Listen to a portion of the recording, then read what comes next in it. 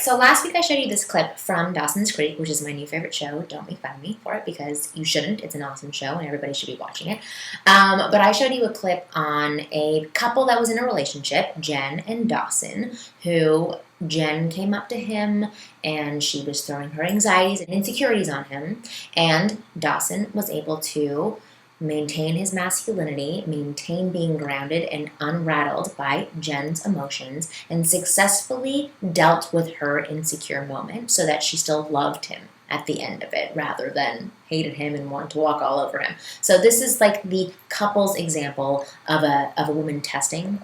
So what I wanted to show you this week, since I am still watching Dawson's Creek and there happened to be another example that popped up in an episode, I wanted to show you what it looks like, or an example of a single guy going up to a single girl at a bar, because I know that this is a more common scenario, or possibly a more common scenario for you. So I wanted to show you how a guy can successfully approach a woman who throws up her, I know that you guys may use the term bitch shield, but I call it, just a boundary that she has, and starts testing him and throwing a little bit of attitude back his way to see if he can handle it. So for me, I always say that it's a woman really just saying, can you deal with me? Can you handle me? Can you keep up with me? But I know a lot of guys say, oh, she's testing me, as if she's doing it to be manipulative or hurtful. And that's not actually what's going on, especially in that scenario. But I will tell you one thing, if you're a guy who goes up to a woman and you approach her and she gives you a snarky comment of some sort, which is kind of playful and, in my opinion, fun, but maybe you may take it a little too seriously or get hurt by it. But if she throws a snarky comment your way with a little smirk on her face, this is a sign of flirting.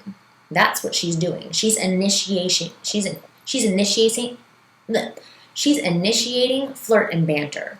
And there's two options for you. One option is that you can crumble emotionally when she flirts and banters with you and just say, oh, I didn't know what I was doing, and get freaked out by what she's doing. Or you can play back with her and also throw her challenges by flirting and bantering. So the example I want to show you tonight is of this guy named Charlie from Dawson's Creek, who approaches Joey, a female character, at a bar after she's just been hit on by another guy who literally was draining her energy because he was boring and bland and threw question after question after question at her.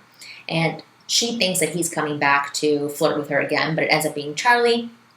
And the way that he handles her challenging him and flirting with him is absolutely beautiful. So we'll watch the clip, and I'll be back to explain more after. Stop.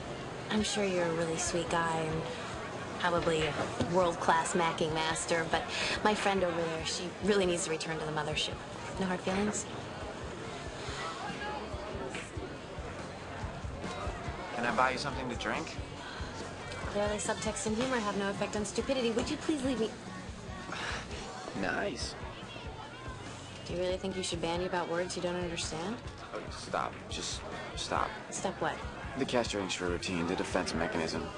Look, I totally understand. I'm a girl who looks like you needs one. Alright, but you can drop it around me.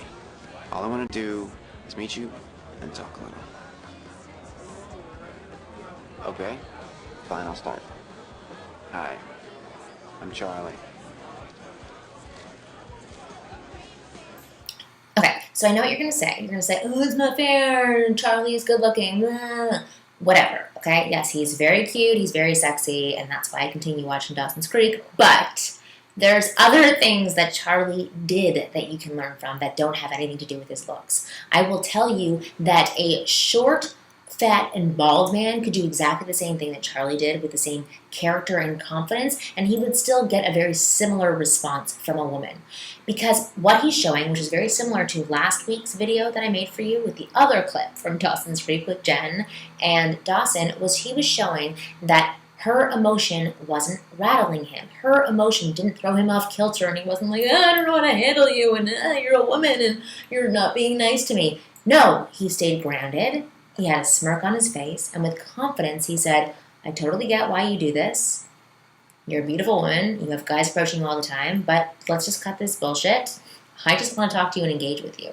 So it's kind of putting her in her place, but doing it in a very nice way. Again, very similar to last week's episode. So what I want you to learn from this clip is that if you do go and approach a woman and she goes like this, or she starts crossing her arms, or she rolls away, or she's looking over your shoulder, you can call her out on it. As long as you're not saying, like, why aren't you paying attention to me? Which is super emotional.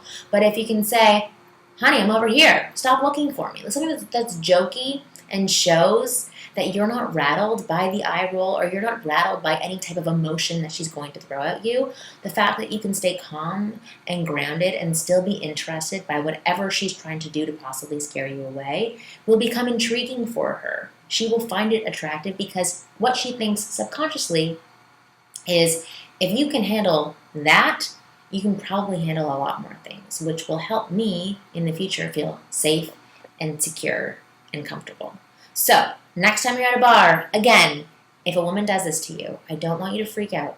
I don't want you to think, oh, she's a bitch, or, oh, women are frustrating and annoying. I want you to take a breath for a second, smile, look at her, and say something very similar to what Charlie said, or create your own version of it. You can even write me and ask me what I would say in a particular situation. And I'll give you an example of what you could say to a woman so that you can be successful every time that you interact with a woman.